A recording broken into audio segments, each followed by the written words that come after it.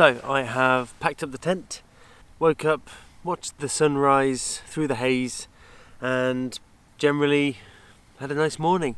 Cooked eggs Benedict. The eggs weren't so good, so it didn't turn out so well. Still tasty, but a little disappointed. But sometimes that's how it goes. At least I had breakfast. Since starting my channel, some people ask me, how do I come up with my recipes? Whenever I have an idea for a meal, I'll look in cookbooks. And I've got a selection with me here. Lucky you, because it added about 2 kilos to my pack weight, so I could do this video. Anyway, first we'll have a look at Good Food for Outdoor Adventures by Tanya Krzyzewska. It's got some amazing recipes in here, some lovely photos.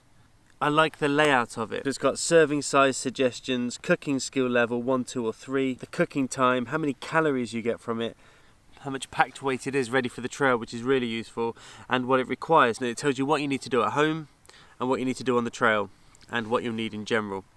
It's really easy to follow, some really great recipes in here, and I do go to this one a lot, and hopefully these will turn up in some future episodes of Off the Beaten Pot. The only downside to it, in my opinion, and it's not really that much of a downside, is its size. If you're bringing your phone, you could take a photo of the page, or you could quite easily copy it out into a smaller book. Like I say, this is me trying to find fault with it, when really it's a succinct book, tells you everything you need to know at a glance, has really nice photos of the best of it. It makes you want to get outside and it makes you want to cook. Next up, The Wilderness Cookbook by Phoebe Smith. It says that I like the size of this book, so you can shove this in your backpack.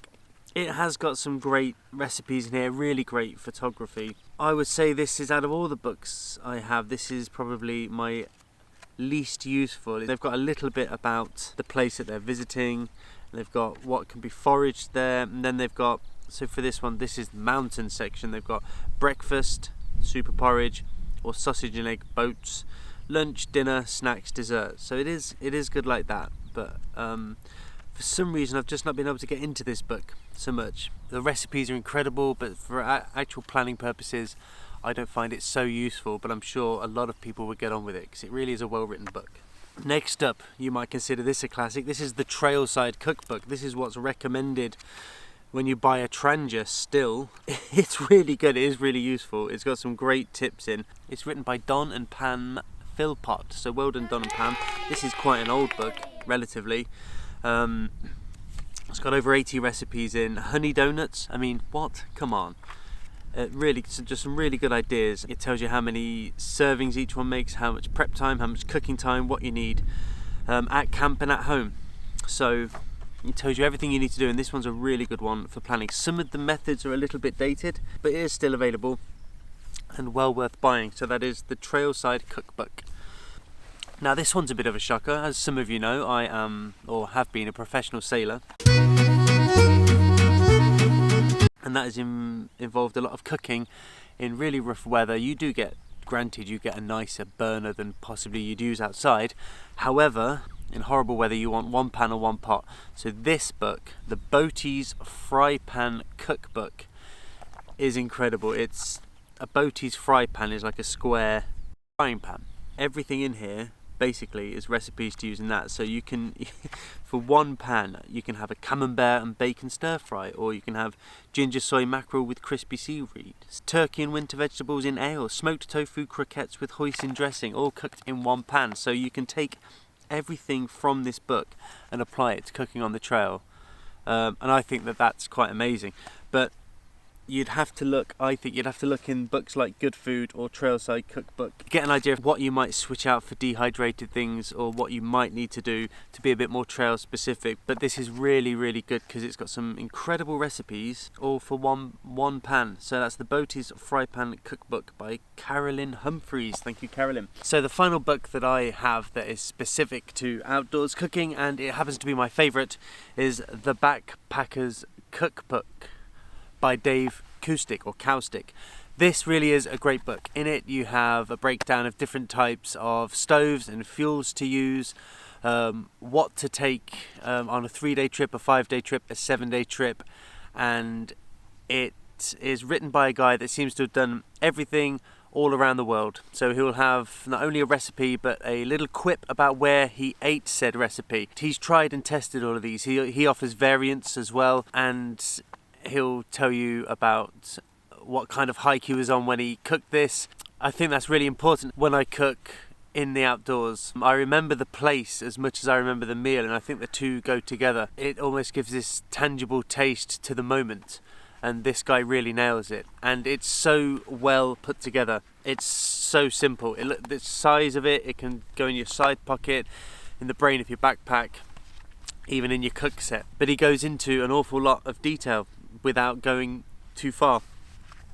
Pick a random page. Chicken with apple sauce, so he'll tell you his thoughts on it, where he had it, and then what you need and what to do. And if there's need for a variant, he'll give you a variant, and he basically goes through in a really nice way. There's loads of recipes in here. There's no photos, there's no nonsense to this cookbook. And this is written by a person that really has been out there and cooked these recipes, and he's put it in this really beautiful book. I don't think it's in print anymore. It's a shame. It's the kind of thing that I think could be added to and revised, and it's all still completely relevant and all really tasty. And I hope to get round to cooking a lot of the recipes in this book. It's annoying because if I was going to write a cookbook, I'd write it like this. It just helps you if you want to know a bit about stoves, fuel, weight, 3 days, 5 days, 7 days. It tells you how to plan and what to cook. If I had to have one book with me that I would refer to change my recipe ideas or go to for recipe ideas standalone, I would go to the Backpackers Cookbook, and it is my all-time favourite outdoors cookbook. But maybe you know of one that I've missed that you can't live without, and I'd love to hear about it in the comments below. I do love hearing from you, and I do try and get back to every comment. Once again, thank you very much for tuning in to another episode of Off the Beaten Pot. I really appreciate you being here. Please like the video if you did like it. It does help fight the YouTube algorithm and allow other people to see these videos. If you didn't like it, that's fine. Just hit the dislike button twice. Subscribe and ding the bell. And I'll see you again in another episode of Off the Beaten Pot. Someone's gotta change.